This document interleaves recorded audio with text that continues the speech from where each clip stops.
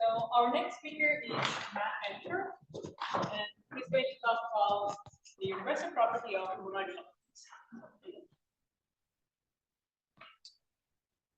Okay, thank you. So yes, this is joint work with James Hefford and Mario Román, and we're all here, so we'd all be very happy to speak with you about this work.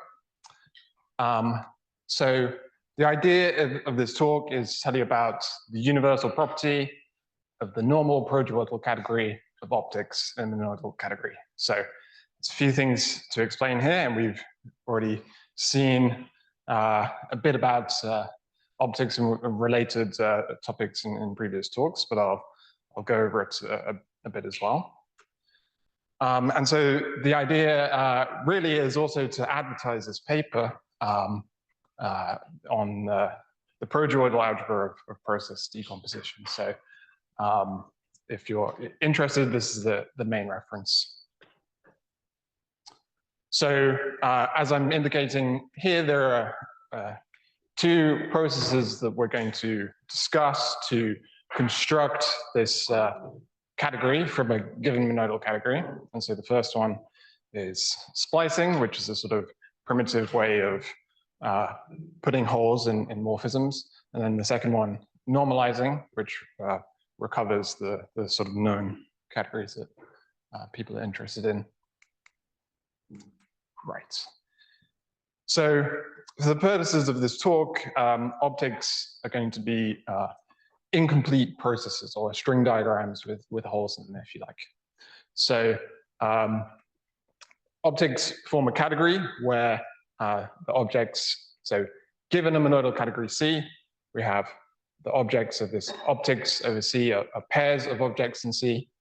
These are the morphisms, and composition is just plugging things into holes, right? So it works very nicely graphically. What we'd like is to be able to also discuss things like putting incomplete processes side by side, so having this parallel composition, and also having a kind of sequential composition. I've got some question marks here because sort of naively this doesn't work. If we just have no assumption about symmetry on C, then this we don't get a hole back here. We have two holes that we can't merge.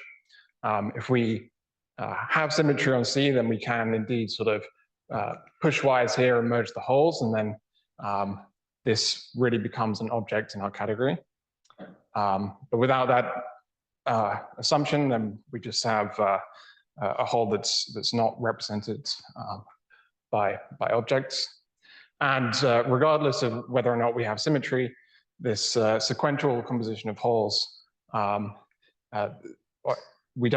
doesn't give us a hole back, so it's not a morphism in this category. But nevertheless, we'd like to be able to talk about these things because they're very natural. And we can indeed do it, but it's a little bit subtle. So as I said, when we have symmetry, it's well known that we actually have, this defines a monoidal product. But when we don't, this is just a promonoidal structure, and the same here. And these interact, and this is where this idea of progeroidal comes from. So there are a few references. So this structure, the full structure, full progeroidal structure, appears in some form in these lecture notes of Street, and he does it as a droidal category on the pre-sheaves. The promonoidal structure for planar optics appears in this paper of Pasteur and Street, and then linking to optics is Mitchell's paper, which exposes the symmetric case, amongst other things. Okay, so let's dive into some of the structures. So if you're familiar with monoidal categories, then a promonoidal category is where you replace the functors there with profunctors. Okay, so that's one sort of succinct way to introduce the idea.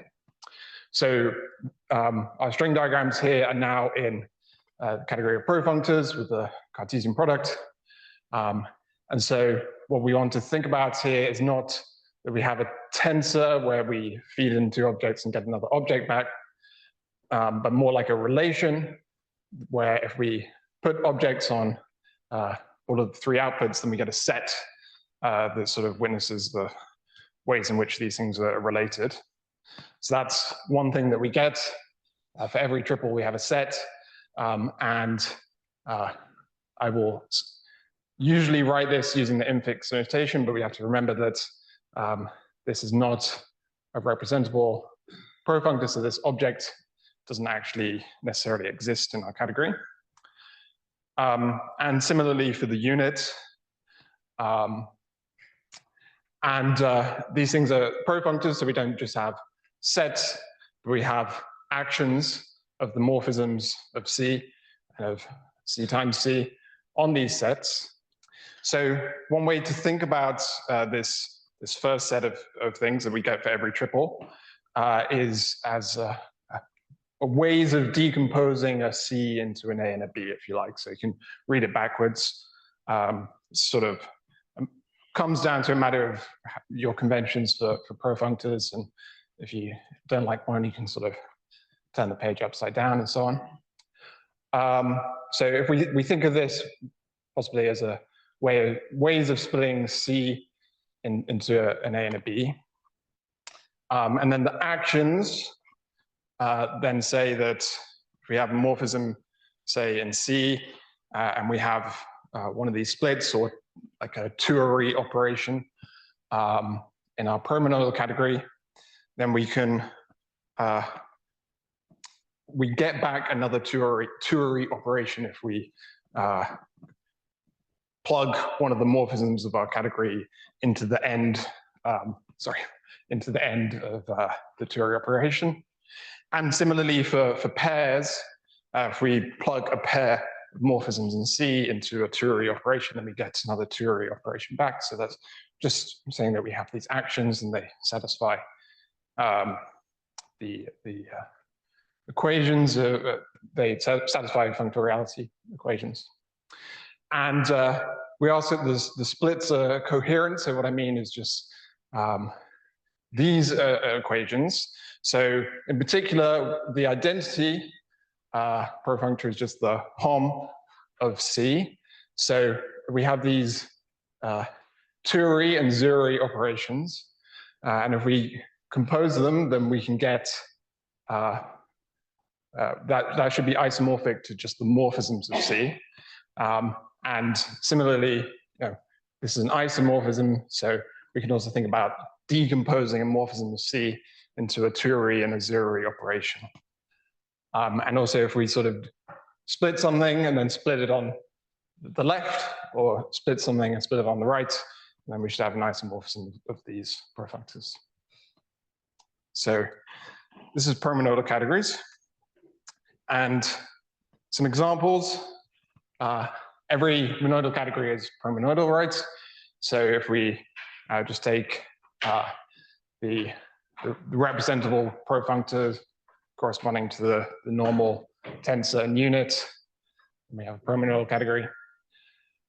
So Day observed that closed monoidal structures on pre-sheaves coincide with promonodal structures on the base, and indeed he introduced promonodal categories, I believe. Promonodal categories can also be seen, as you may have intuited, as multi-categories with an extra property called malleability, and I'll explain that on the next slide. And so optics in a planar monoidal category with this parallel operation, and also spliced arrows in a category. So this is something that I'm going to talk about. So just to continue with a bit more intuition for promonodal categories, so Mario proved this nice result. So in a multi-category, we have operations with multiple inputs and a single output, and we can sort of compose those together like so.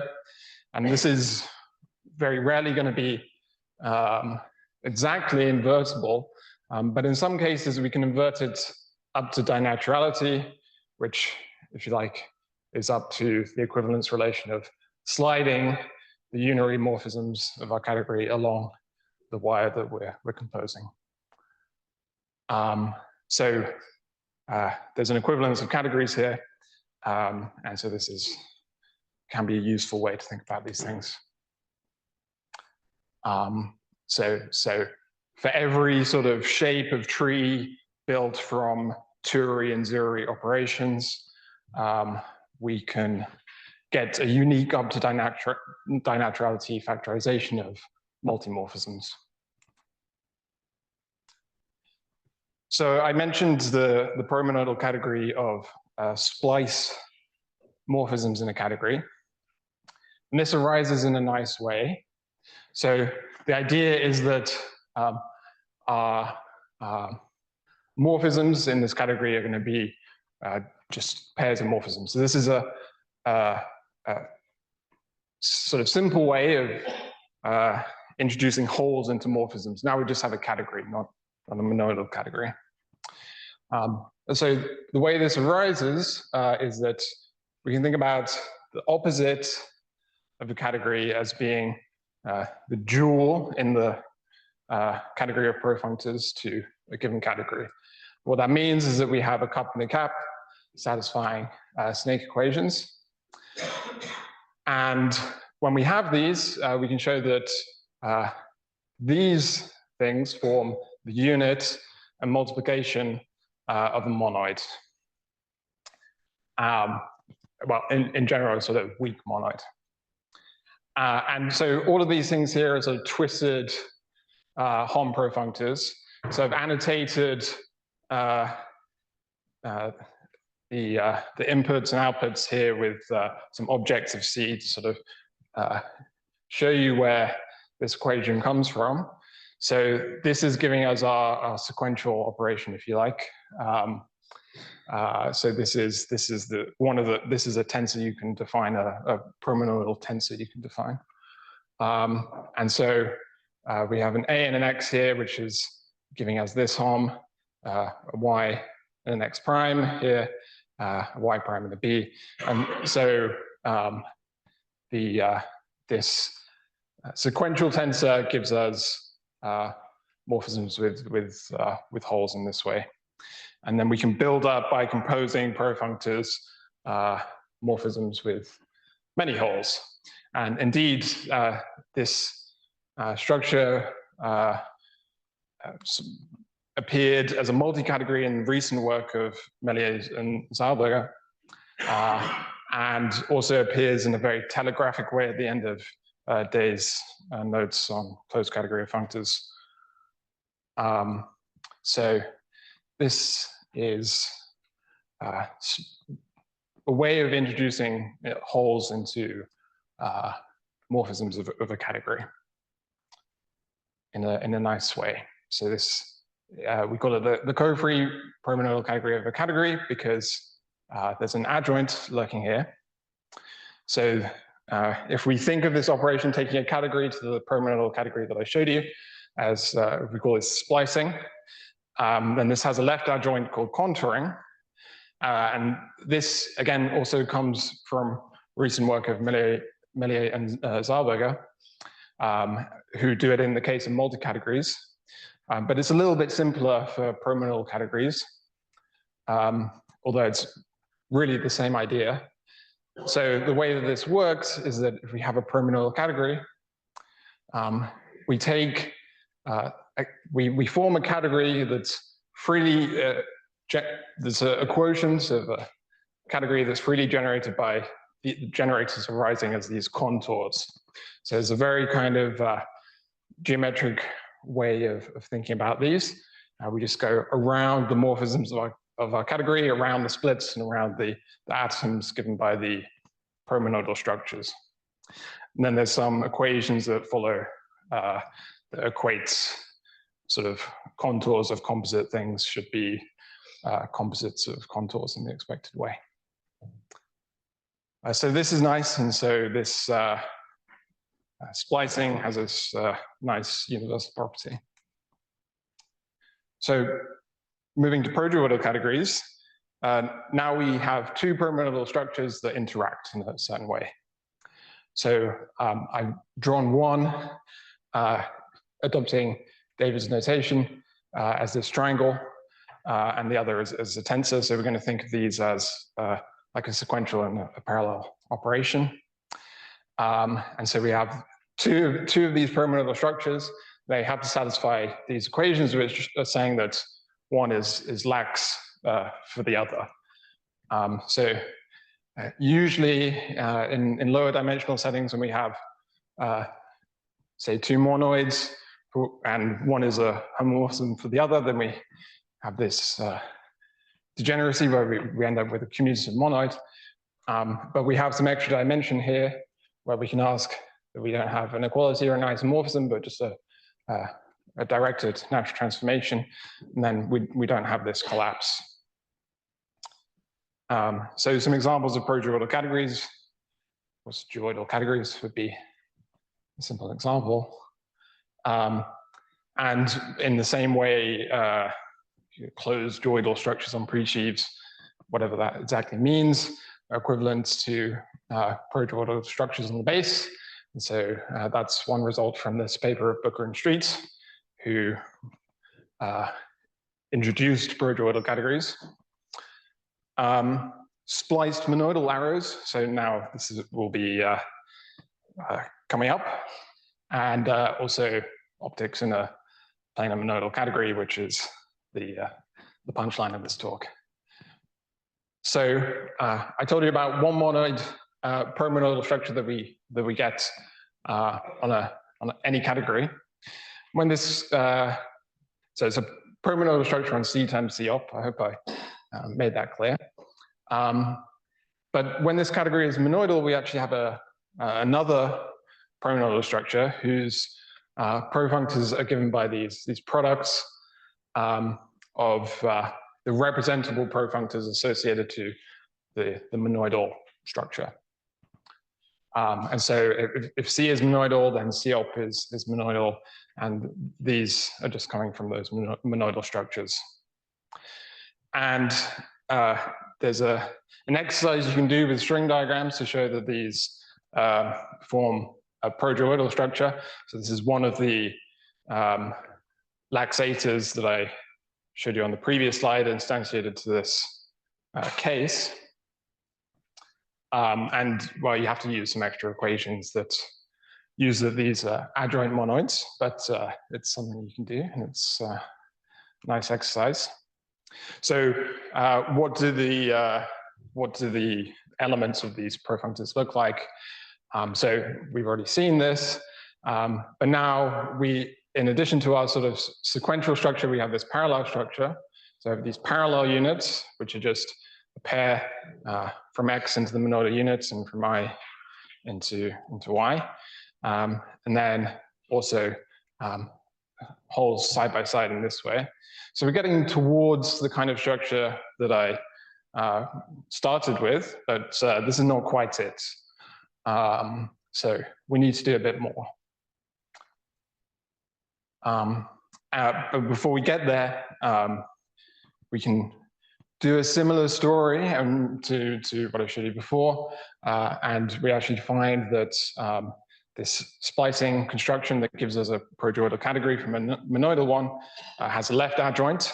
And so now, in addition to contouring the category and the sequential structure, we have to take contours of the other promonoidal structure that we have, and then this freely generates a monoidal category, these generators in blue, and then there are some equations that come from the equations of protoorbital categories. So that's splicing, and so now how do we get our categories of optics? So any protoorbital category can be normalized, and so what this means is a normal protoorbital category is where we have an isomorphism of these profunctors. Okay, so in a duoidal category, it would be where the two units are isomorphic objects. And so this is how it's defined. I'll give you an example in the next slide. But this is, you can show that this normalization construction extends to an idempotent junction between protoroidals and normal protoroidals. So in this paper of Garner and Lopez Franco, they introduced a normalization procedure for droidal categories, as they characterize it as a certain co-equalizer of bimodules.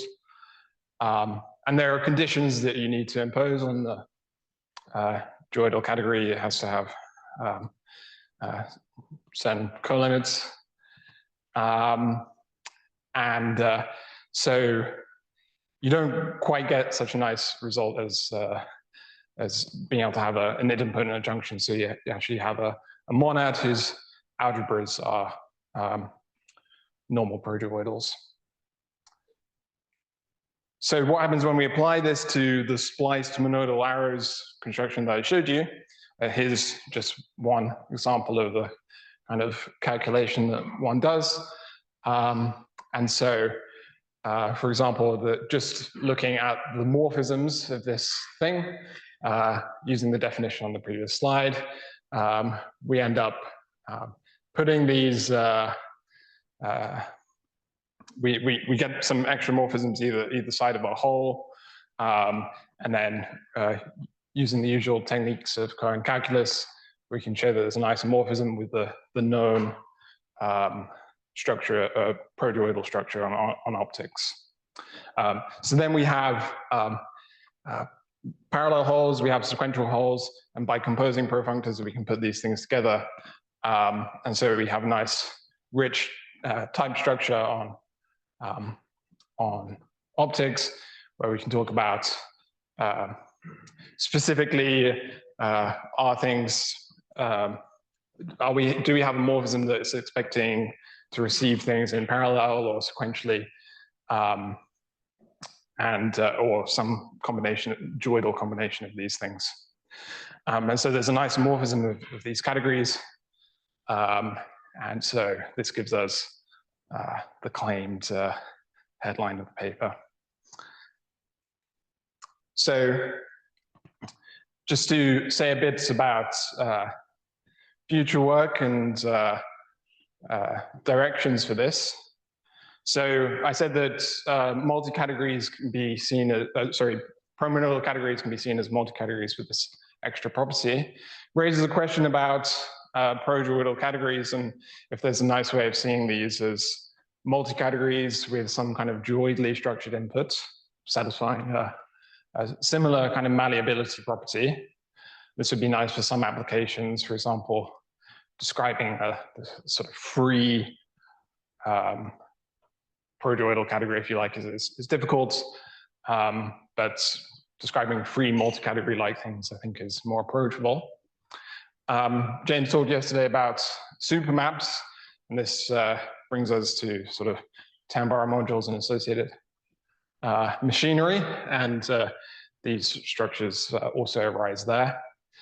Operands of wiring diagrams. So one thing that I mean by that is sort of squashing this droidal structure and forgetting about that we have a particular sequence of parallel and sequential things, and just saying, well, we have these holes, and so we have a multi-category of optics. And so is there a universal way to do this squashing where we merge these two different structures? And Mario's done some work extending this to look at sort of categories of wiring these incomplete processes using an idea he calls polar shuffles. So I'll leave you with some references, and gladly take any questions.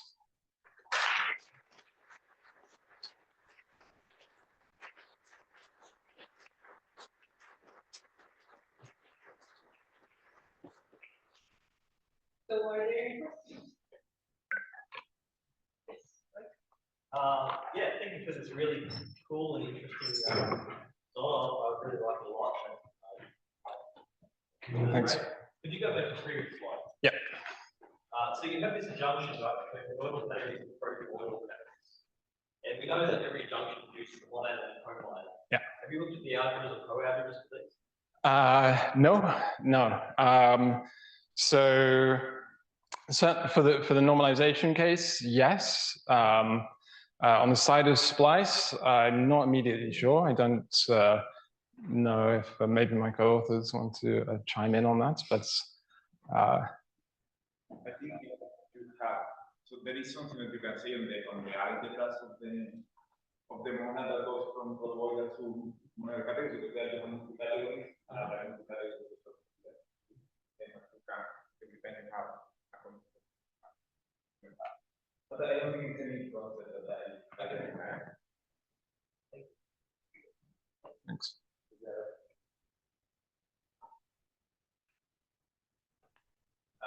Is there any chance this would benefit from 3D string diagrams that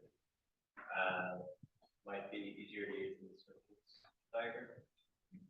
That's a good question. So I think in terms of diagrams for optics, I think this is fairly well dealt with in terms of just like sort of string diagrams with holes. In terms of the calculus of toroidal categories and geoidal categories, then perhaps, and I think Mario has some ideas on this as well. So yeah, maybe we could discuss this. So yeah, thanks.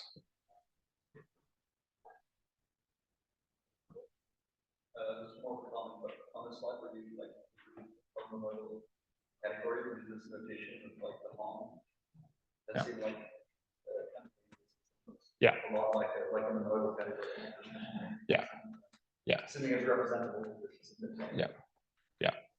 Yeah. I mean, it's a balance between having something that's it's kind of nice to work with and something that doesn't trip you up. But yeah.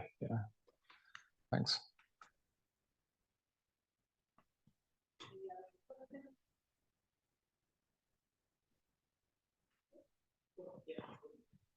In the criterion closed category, the D times C off thing would have been the polynomial, and the diagram would look pretty similar. Right. So I haven't directly looked at that, but I have seen similar diagrams come up when there was this polybox idea that I think you introduced, that when one tries to, there's similar diagrams there. Yeah, so I would like to understand that. So yeah, maybe we could talk about that. Yeah, thank you. Okay, if there are no other questions, let's thank Matt again.